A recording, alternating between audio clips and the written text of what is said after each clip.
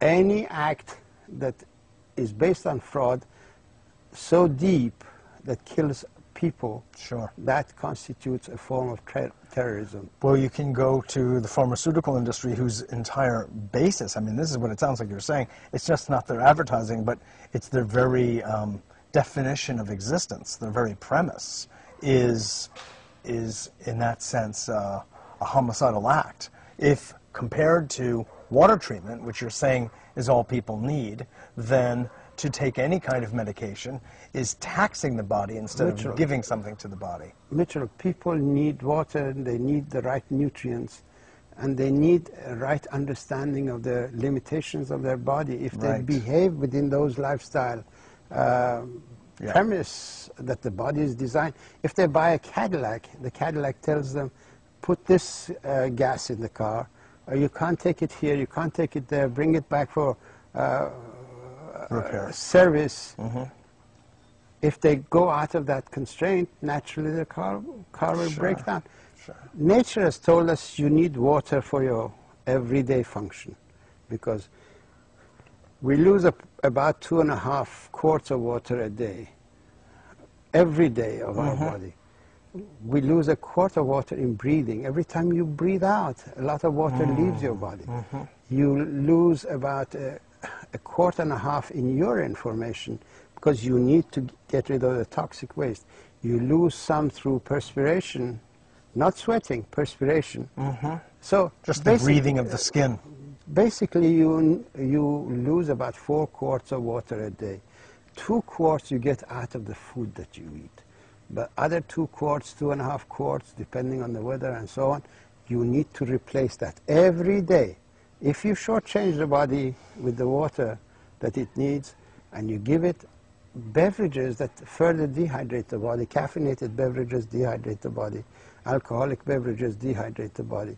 There is a certain amount of validity in taking fruit juices and vegetable juices, but you can't replace the entire water needs of the body with these juices. So basically you need water in order to survive. You need the minerals.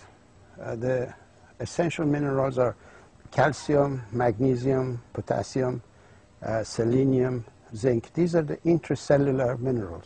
If you give the body this mineral or eat a diet that contains these minerals, you also need salt. For every quart of water, you need 1/4 teaspoon of salt, because there are 2 oceans of water in the body. 1 ocean of water is inside the cells. The water that you drink goes into the ocean inside, and the salt that you take keeps some of that water in the ocean outside of the cells. These 2 oceans have to be in balance in the same way as Atlantic and the Pacific have to be in balance. Once you take the water, you take salt, you take these minerals, no disease will have a chance to appear. Then you need the right diet for repair mechanisms and for raw materials, for neurotransmitter formation, for creation of proteins and so on. Basically, if you behave like this, the body is capable of living into 150, maybe even 200 years in the right environment. Sure. Not 60 years, not 50 years. That's way too short. Early death.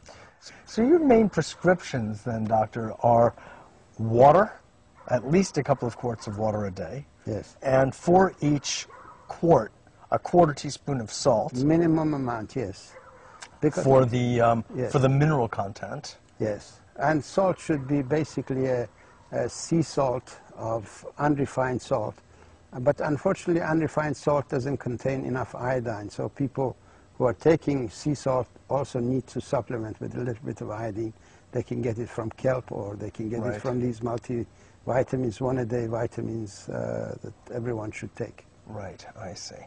And with these very simple, very inexpensive items, a person can maintain the health and live a very great long life. Yes, absolutely. If we teach this to the school children, we can save them from a whole lot of problems.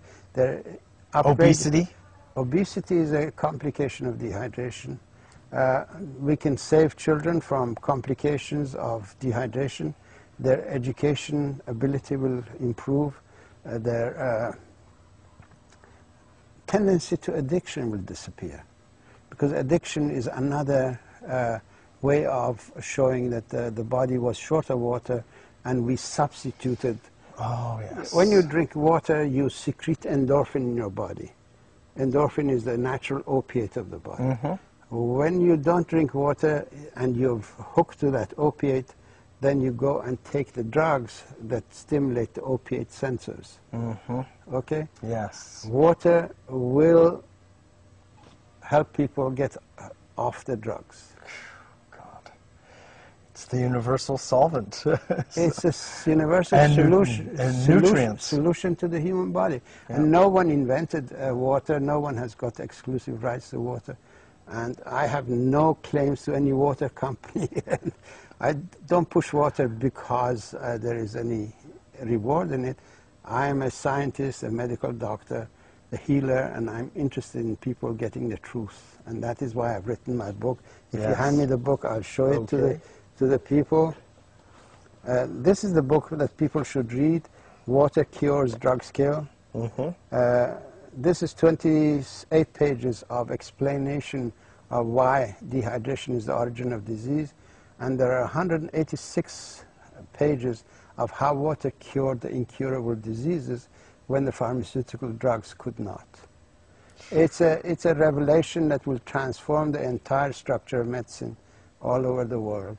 And this is a challenge to the medical establishment, and people need to read this book and take it to their doctor, take it to their congressman, take it to their senator, and demand from these people to take their side and stop the drug industry terrorism against society. Medicine is, some medications are absolutely essential, antibiotics are essential. Sure. Some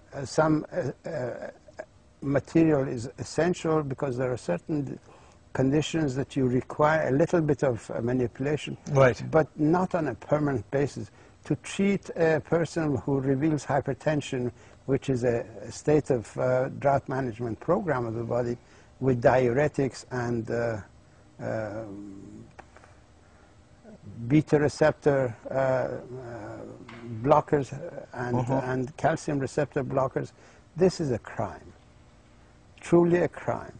I know that the medical community does it in ignorance, but nonetheless it's a crime against humanity. Water is a better diuretic than anything that they produce in the diuretic field in the labs. Right.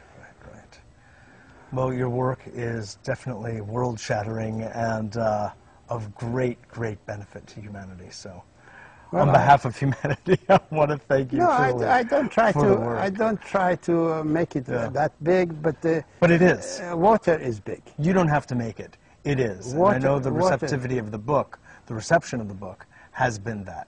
Water is big. Yeah. Water is a medication against a whole host of human health problems.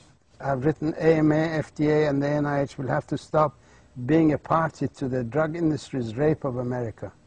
Their business-as-usual approach to healthcare can no longer be acceptable to the people who fund their existence. Well put. Well put. Thank you again. My pleasure. Absolutely. Thank you. This is Mitchell J. Rabin for A Better World, on location in Santa Barbara at the Sacred Water Symposium. And this is but a taste of the kind of work that we'll be doing here at this conference. Thanks so much for joining us, and I look forward to seeing you all next week.